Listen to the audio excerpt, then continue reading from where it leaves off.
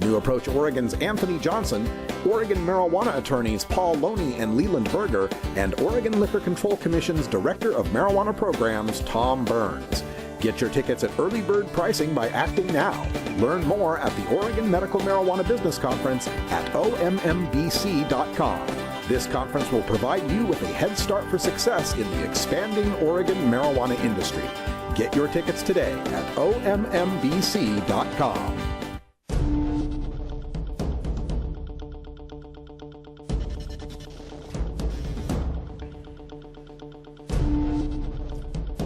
Welcome back, everyone. Time to go behind the headlines, and today we're taking a look at a strange situation where schools in Fort Collins, Colorado will not be getting any money from the marijuana excise taxes that have been collected over the past year.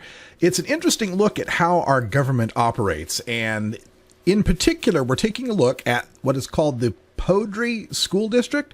I may be mispronouncing it. It's Poudre. But we'll just call them PSD for now. PSD is not going to be getting any money from in their district's 50 schools because they are not applying for it. Apparently, this money that goes out to the school districts is not an automatic thing. The constitutional amendment, Amendment 64 to legalize marijuana, taxed retail pot sales, and it promised that the first $40 million of the money that's collected from pot sales would go toward the schools. And this is a 15% excise tax, and it would be used to help Colorado's 178 public schools.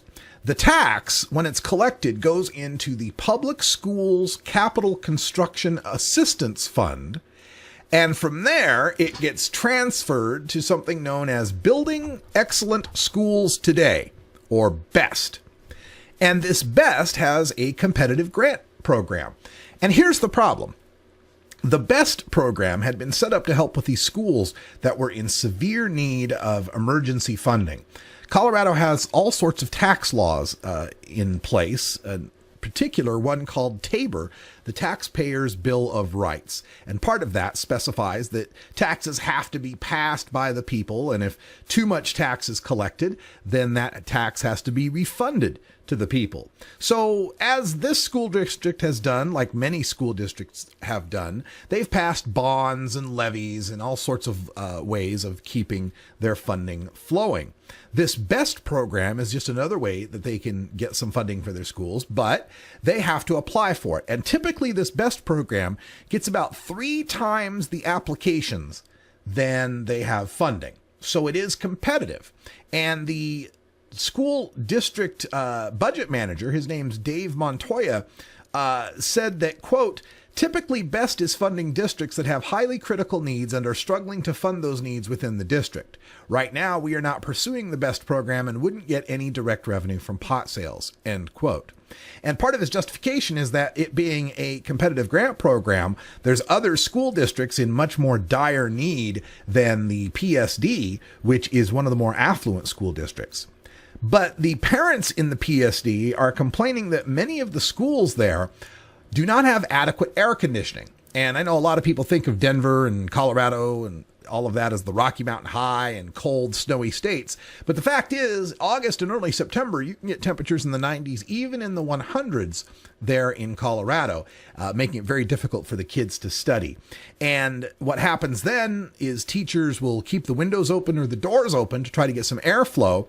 And that flies in the face of the security procedures that have been in place since Columbine happened in Colorado.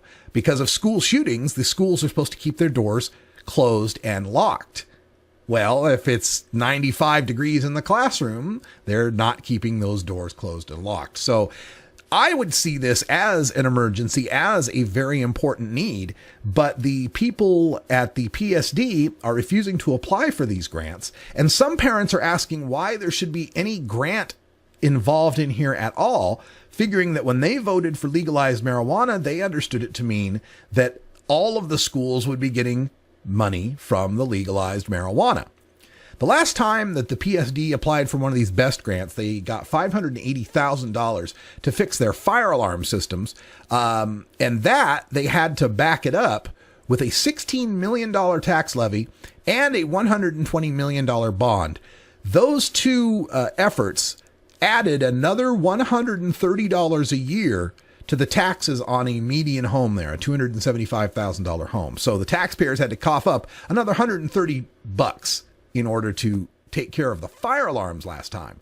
The estimate for the implementation of air conditioning in 50 schools would be $40 to $50 million. So obviously we don't have enough money in the school tax funds to get, or the pot tax funds to take care of all of that. But certainly some of the schools could be helped out. I just can't understand how the PSD doesn't see this as an emergency need and why they think they're doing so well. They can just turn away free pot money, especially when last time they needed money, they raised the tax burden for all of the property owners in the school district.